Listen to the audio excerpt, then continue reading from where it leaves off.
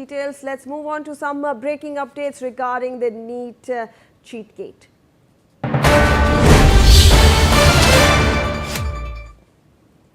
Now, claiming a major breakthrough in its investigation into the NEET exam paper leak, which has affected the future of nearly 23 lakh students, the CBI claimed that it has arrested the kingpin of the conspiracy.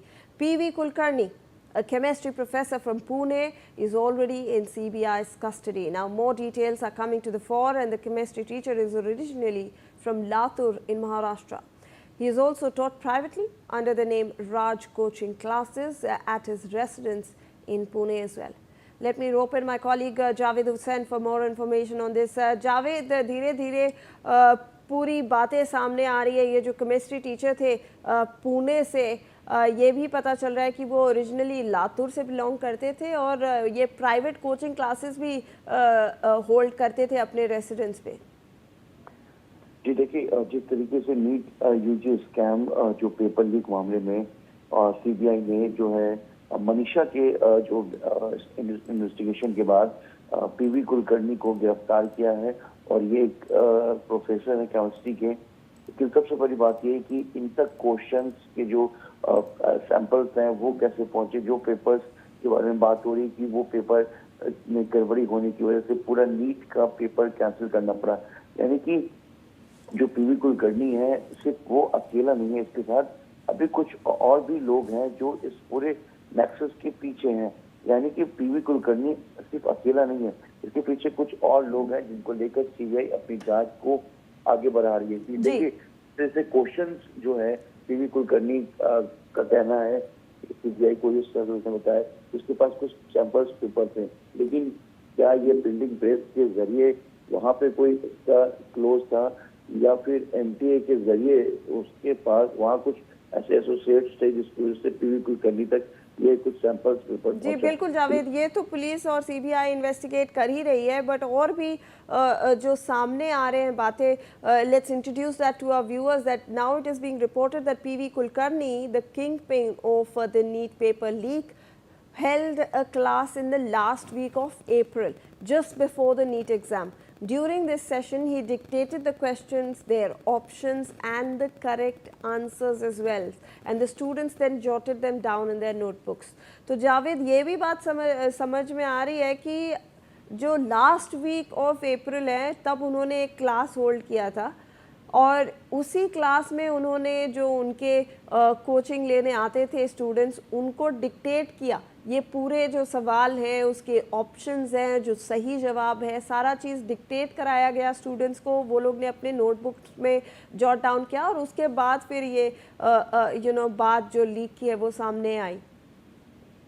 जी देखिए, जिस तरीके पूरा ये message है और इसमें पिछले साल जिस तरीके से साल 2024-25 में भी पेपर लीक में जो एक बहुत बड़ा स्कैम था, इसमें बहुत लोग गिरफ्तार हुए थे, एक बहुत बड़ा नेक्सस है. ठीक उसी तरीके से इस बार भी जो पेपर लीक मामला में जो गड़बड़ी पाई गई है और जिस एग्जाम को कैंसिल करना पड़ा, हालांकि नीट एमटी की तरफ से उसके नए डेट को जारी किया गया है, लेकिन इसमें बताया गया है कि अब तक की कोचिंग के जरिए, यानी कि मनीषा का ये इसकी जिम्मेदारी थी कि वो नए नए स्टूडेंट्स को अपने कोचिंग में लाए और कोचिंग में लाकर उनको पूरी तरीके से कन्विंस करे और जो क्वेश्चंस थे उस क्वेश्चंस को क्वेश्चंस पेपर सॉल्व के एग्जाम्पल के तौर पर वो पेपर्स उन तक पहुंचाना और उनको उसकी तैयारी कराना.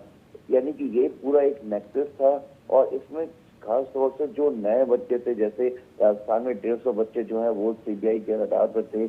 शुरुआत में राजस्थान में एसओजी राजस्थान जिस पूरे मामले की जांच कर रही थी, उन्होंने भी कई ऐसे बच्चों की पूरी लिस्ट तैयार की थी जिनके पास से ये क्वेश्चंस पेपर जो है वो मिले थे. अगर Stay on with us, Javed. In fact, we are getting to know some more details now. The CBI sources are confirming that when the questions written in the students' notebooks were cross-referenced with the actual question paper of the exam, which was held on May 3rd, many matched verbatim. So, Javed, ये भी समझ में आ रहा है कि CBI ने ये कैसे पता लगाया. उन्होंने जब क्वेश्चंस को चेक किए जो स्टूडेंट्स के नोटबुक्स में लिखे गए थे, वो वर्बैटिम सिमिलर थे जो एक्चुअल नीट का क्वेश्चन पेपर था जो कि May 3rd को होल्ड किया गया था. देखिए जो क्वेश्चन पेपर थे जो एक आमतौर पर एग्जामिनेशन के वक्त पे कुछ ऐसे पेपर्स होते हैं जो एग्जाम्स के में आने वाले क्वेश्चंस के तौर पर उसको मार्केट में कोचिंग्स में तैयारी कराई जाती है कि इस तरह से क्वेश्चंस आ सकते हैं।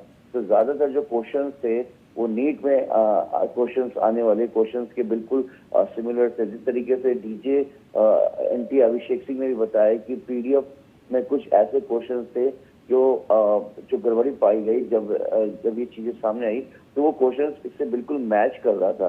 तो ये आंसर शीट एक तरह से कोचिंग जो तैयारी कराते हैं एग्जामिनेशन के किसी भी कंपटीशन के, तो आमतौर पर एक क्वेश्चन पेपर्स का एक सैंपल्स होता है जिसको प्रिपरेशन के तौर पर तमाम कोचिंग अलग अलग इंस्टीट्यूट कराती है। तो ऐसे में जिस तरह से क्वेश्चंस का कुछ छात्रों के पास, कुछ कैंडिडेट्स के पास जो नीट के एग्जाम में बैठने वाले थे, तो उनके पास इस तरह से मिलना और उसके बाद धीरे धीरे ऐसी क्वेश्चंस के जो शीट्स हैं वो राजस्थान के अलावा नासिक के साथ साथ उत्तर प्रदेश के कुछ डिस्ट्रिक्ट्स में, फिर उत्तराखंड और इस तरह से कई स्टेट्स में इस तरह के क्वेश्चंस के जो सैंपल्स हैं वो स्टूडेंट्स के पास मिले।